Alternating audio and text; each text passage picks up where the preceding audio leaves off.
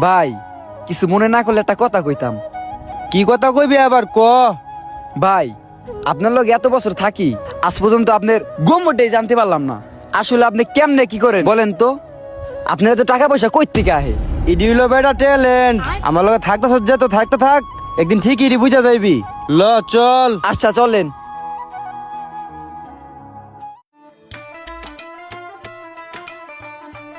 হাসান শোন, আমাদের এই চরে জমির দাম বেরিবান দিয়া রাতারাতি জমির দাম বাইরা গেছে।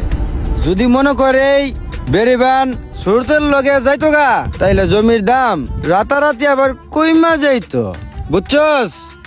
হ ভাই ঠিকই কইছেন। তুই ঠিক বুঝছস। তাইলে চল, সামনে নদীর পাশে কার কার জমি জমা আছে চল দেখে আহি। তো চল।